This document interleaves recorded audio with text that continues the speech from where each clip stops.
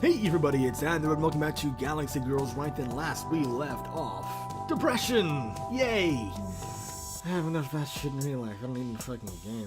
It's just a drink. I mean, what? Konoha and Amelia welcome you to the dining room. Bright smiles!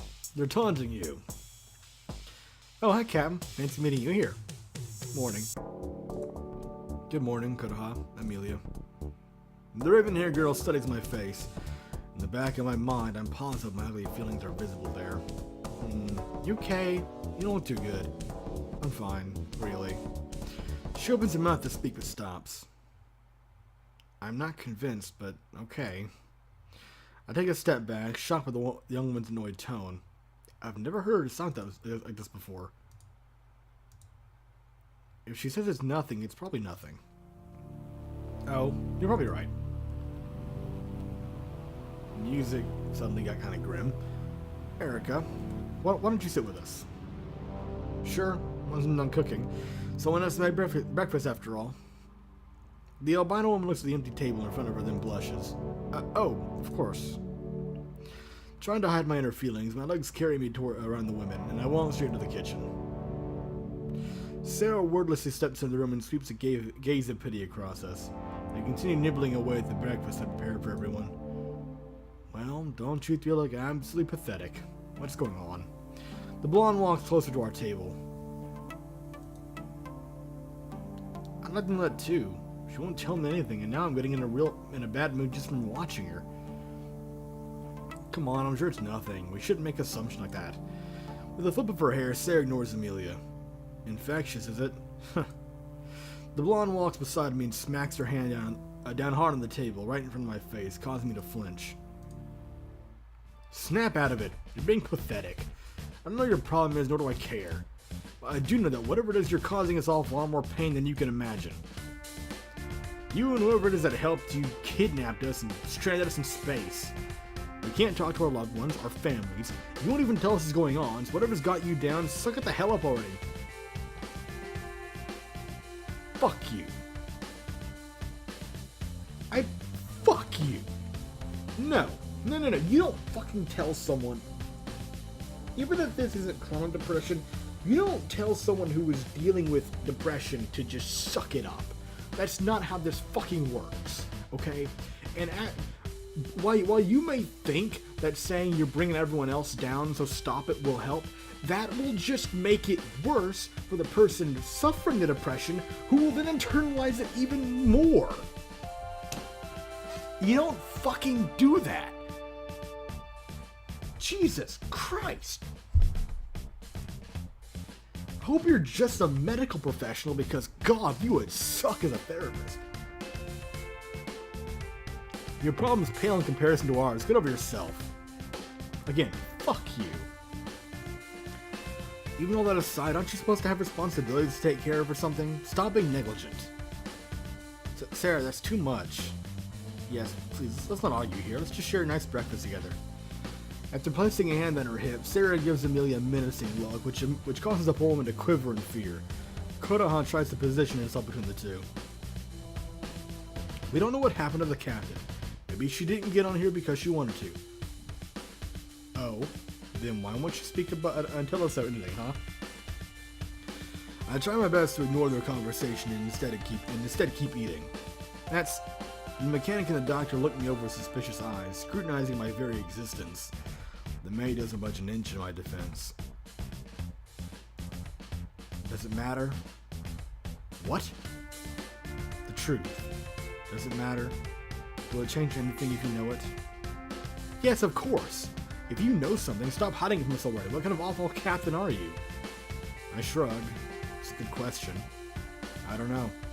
I don't know anything anymore. God, stop mumbling and acting all weird already. Tell us whatever you know so we can get on with our lives. Sarah reaches out and slaps a hand against one of my cheeks with a loud, resounding crack. Konoha and Amelia simply watch the scene in awe. I slowly and carefully rub the area that's burning hot from the pain. It feels real. I almost want another just to confirm my present existence. Okay. Oh, you hit me. I quickly stand up and stare Sarah in the eyes. anger finally rising in my belly as the situation clears up in my head. You want the truth so damn badly? Well, fine. Here's your damn truth. Damn it, it's not soon enough to call it here and make it a cliffhanger. Fuck! Alright, fine. Here's your damn truth. My subordinate silently watched while I unraveled the seams, every inch of my being pouring out along my words. I was under strict order not to tell either of you anything about our mission or the fact that we were being monitored. And I saved all your damn lives being a loyal dog and not saying anything they didn't want me to. You should be grateful to me. And no, you will never see your families ever again. Accept it, live with it. It's better than the alternative. So you can take your disrespect and shove it the sun doesn't shine for all I care. No words left unsaid, I storm out of the room. That's a half-truth with a half of the truth. What's the rest? I want the why. Not just the what. But alright, fine. Damn them. Damn them all. I expected this sort of thing from Sarah, but I had a higher expectation for Koda and even Amelia. They just watched me get assaulted without a word. Pathetic. Embarrassing. I never should have placed any trust or faith in any of them. It was a mistake. I should let someone else take this mission. These women didn't deserve the compassion I gave them. They should have been put under the strict conditions that were originally proposed. I just want to go home. I didn't have to think when I was there. I didn't have to worry. So what if I'm experimenting on day in and day out? So what if I don't have parents or even permission to leave the laboratory? Still better than this hell. Without any warning, the ship begins to violently sway from side to side. What in the world's happening now? Better check it out. I take out my PDA and check the display screen.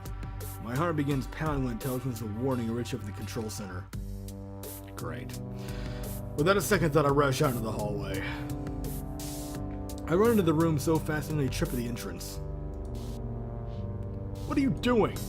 The scene laid out in front of my eyes has me gasping for breath. Sarah is stationed at the main seat. Kodaha sits in the manual steering system, and Amelia is sitting at the last station. It can't be. Stop whatever you're doing right now. You don't know what... Shut up already. We're going home and that's that. I don't care about your self-pity. It has nothing to do with us. Sarah's eyes remain fixed to the controls in front of her. Kodaha? You too? The young woman averts her gaze when I look at her. I thought you liked it here. No, how could I? I'm trapped here with strangers. I don't even know what's going on. Her voice grows louder and louder to the point I feel tears collecting the corner of my eyes. All you ever do is give us vague answers at best. I want to trust you. I want to believe in you, but I can't. I'm sorry, Erica. If you don't give me any reason to do so, how can I? As a last resort, I turned to the newest crew member, the impromptu crew member. Even you. I'm sorry. I shouldn't have gotten on the ship to begin with. It was a mistake.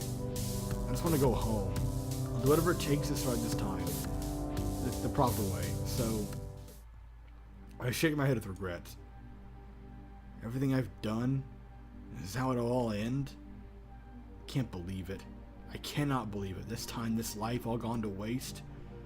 The blonde suddenly bares her teeth at me. Oh, so now you're just going to stand there and be pathetic again? Wow, you're really exceeding my expectations today. I resist the temptation to defend myself. No, I deserve this. I messed up too badly.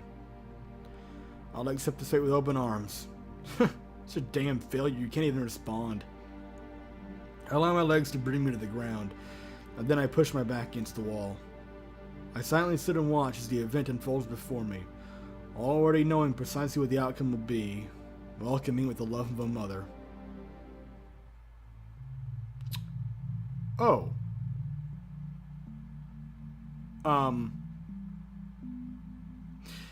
It doesn't take long for the sounds of explosions and malfunctioning electronics to begin encompassing sections of the ship. They ring out loud like chimes in the wind. The other women begin to shake with fear. What's going on? Eek! The room is filled with red flashes and loud beeps of the emergency alert system.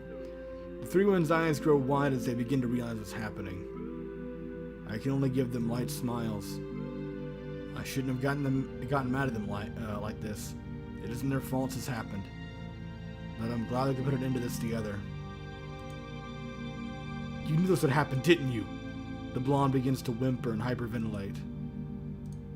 Her eyes grow wider with a second, tears rolling down the edges. Why? Why didn't you say anything? I thought you cared about us. The sounds of explosions draw closer and closer. The wall and floor rumble against me. How? How could you?